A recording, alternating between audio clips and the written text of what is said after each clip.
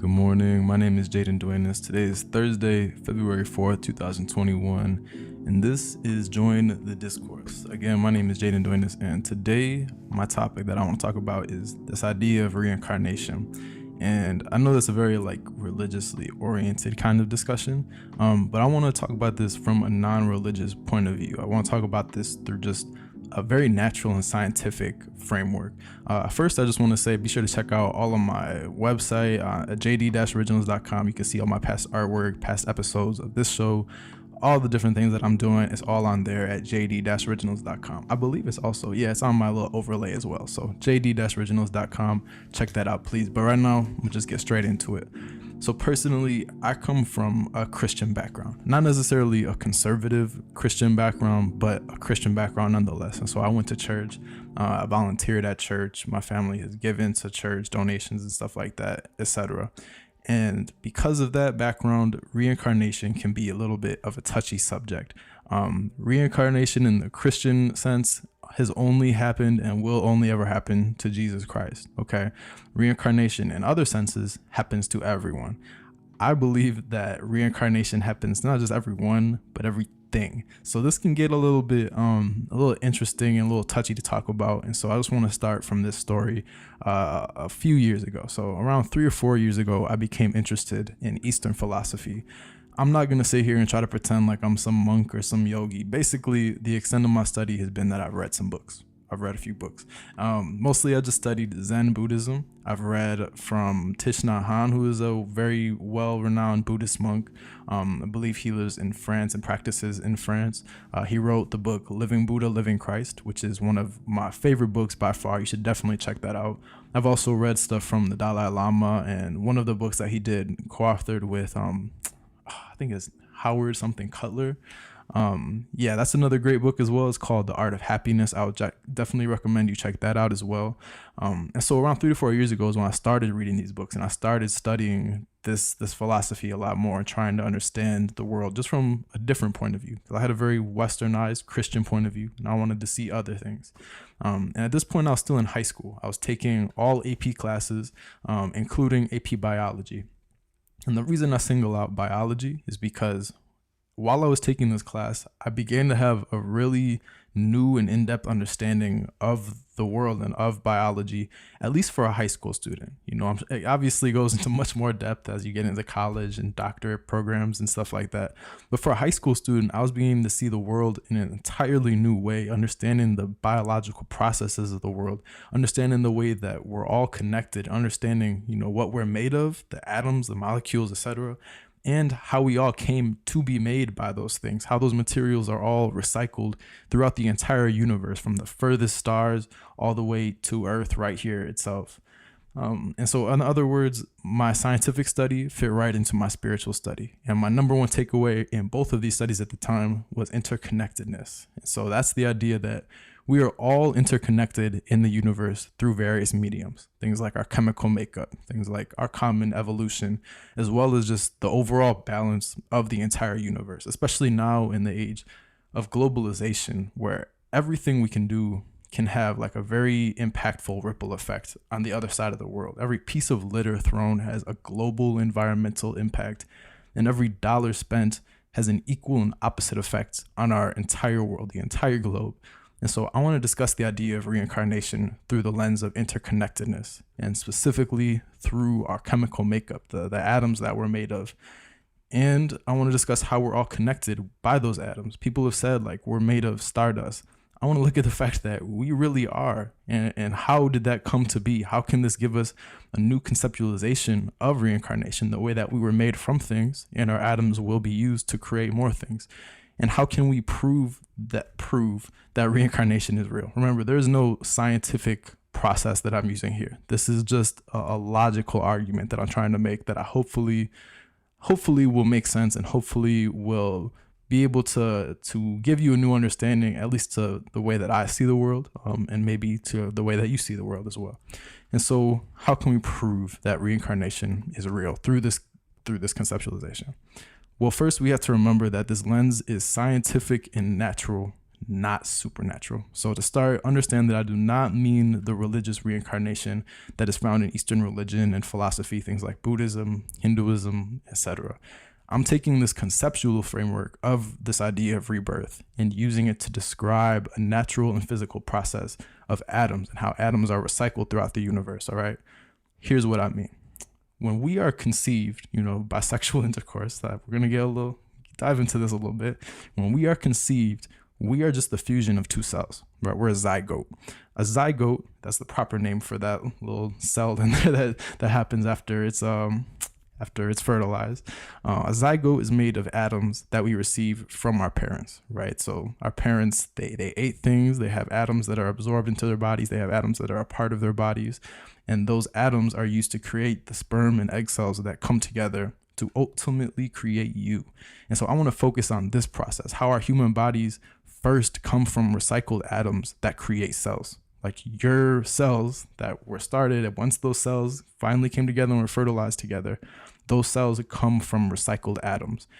We're going to focus on that process, but I'm going to come back to that in a sec. And so as our mothers, or at least the person carrying our zygote in their uteri, their uteruses, as they eat and they nourish their bodies, those nutrients, vitamins, molecules, all atoms in general, they're used to grow our zygote through cell division. And so that combination, those two cells that combine, they receive nutrients, they grow larger, they divide into more cells. And now those divided cells, they receive more nutrients, they grow larger, and they divide into even more cells continually all the way until we have a full-term pregnancy. And, the stork comes with the baby. The baby is born, you are born. And so after we're born, we go about our lives. We eat things, we acquire more nutrients and atoms, we breathe things in like nitrogen, oxygen, etc. And those things continue to build up our bodies. And so we grow into adults and then we die. No joke. Like we die. We decompose, we die. And when we decompose, all the materials left in our bodies when we die, they were first composed into our bodies. They were made up into our bodies. And now they decompose. It undoes itself. They break apart. What was once together is released. And so all of those atoms and nutrients, they're released back into the earth. They're absorbed into the ground, released into the air, etc. So then over thousands and thousands and thousands of years, all of those atoms that made up our bodies are recycled by the earth's natural processes. So the carbon in your body will eventually be recycled and it will be used as carbon still somewhere else in the universe. Maybe it'll be used to make another human. Maybe it'll be used to make sugars in a plant. Maybe it will be kept in the ground and solidified into coal over millions of years. And actually, all of those things will happen and more will happen. When our atoms, when our bodies rather decompose and those atoms are dispersed across the world, the universe, we are spread thin across the entire earth. And so when I die, my body decomposes and my atoms are released into the world. I'm not going to create one thing. I'm going to create infinite things. When we die, we end up creating infinitely more things than we were on Earth. And so we die, we become all kinds of things. We become animals, become people, we become all kinds of living and non-living things like rocks, even water through different chemical processes. And to me, that is reincarnation. Reincarnation in the typical religious sense, the Eastern sense, is this physical death where our spirits live on and are reborn into another physical body. And that's the reincarnation that Christian people have an issue with, or non-religious people have an issue with, because they can't get to that point where they think that the spirit lives on and is reborn through some spiritual bureaucracy that decides how to, disseminate who gets born into what.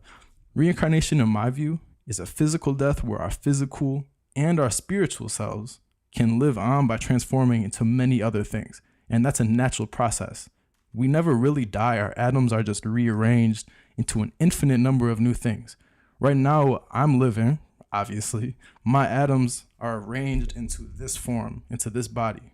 When I decompose and my atoms are dispersed across the entire world, entire universe, I'm going to be making infinitely more things. But all that is just a rearrangement of these very same atoms, right? The atoms never, break or die or anything. They're rearranged. And so one day when you die, remember that one way or another, every atom in your body is going to be recycled by the earth. You will become an infinity. You'll be transformed into infinite things. But also remember that anyone who has ever died in the past, the kings of Africa, the ancient Mayan farmers, everyone from them to your own grandmother. All of those people, all of those animals, even all the plants that have died and decomposed, they're all undergoing this exact same process. This process of decomposing and redistributing their atoms across the entire earth. And so those kings and your grandma and the farmers, the Neanderthals, all the way back until then, every living thing and every non-living thing ever, they've transformed into infinite things already. And those atoms are still moving and transforming into more things. Their lives are inside of every living and non-living thing on earth. And that includes you. You are made of recycled atoms. You are made of an infinite number of lives and non-lives, again, like rocks and water, lives and non-lives that come together to create your body. Every atom in your body could have come from a different person or animal or plant, etc. And that is reincarnation, if you ask me. The fact that all of these people and other things that die or erode, they've been reincarnated into 1,000 new lives.